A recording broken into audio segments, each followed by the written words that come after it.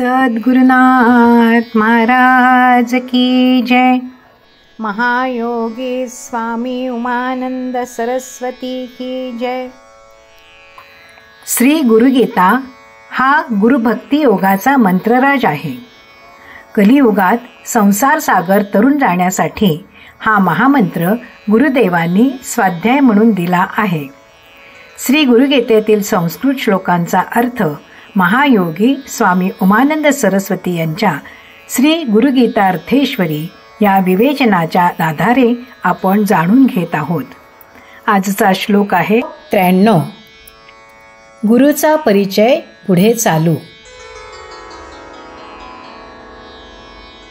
आनंदमानंदकरं प्रसन्नं ज्ञानस्वरूपं निजबोधयुक्तं योगीन्द्रमीड्यं भवरोगवैद्यं श्रीमद्गुरुं नित्यमहं नमामि.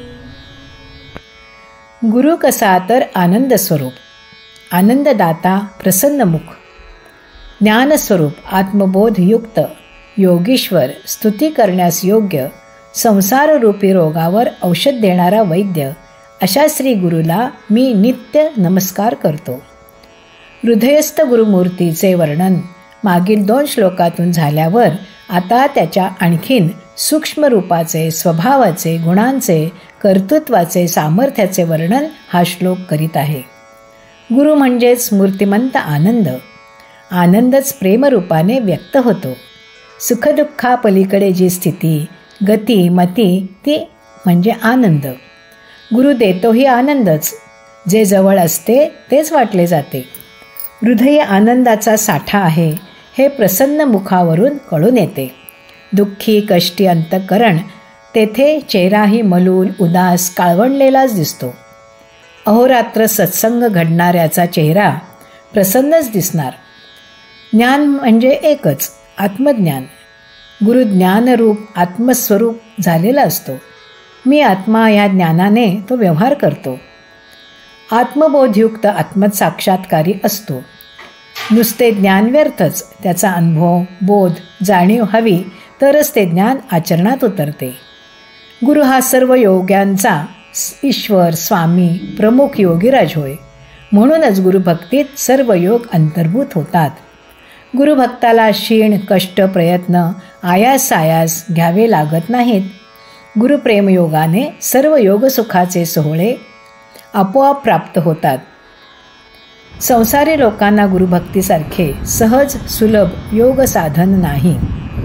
गुरु हा स्तुत्य असतो. गुरुस्तुतीने सर्व इष्टप्राप्ती होते. निंदा हे दुःखाचे मूळ, तसे गुरुस्तुती हे सर्व सुखाचे कारण होय. जे स्तुत्य त्याची स्तुती करणाराही हे गुण आपल्या अंगी उतरवितो. गुरुस्तवन ही साधकाची साधना होते. आपल्या बोटाने दुसऱ्याला अत्तर लावले तर आपल्या बोटालाही अत्तराचा वास येतोच. तद्वत गुरुस्तुतीने भक्ताची सद्गुण वृद्धी होते. खरी पूजा करणारा पुजारी स्वतःच पूज्य होतो.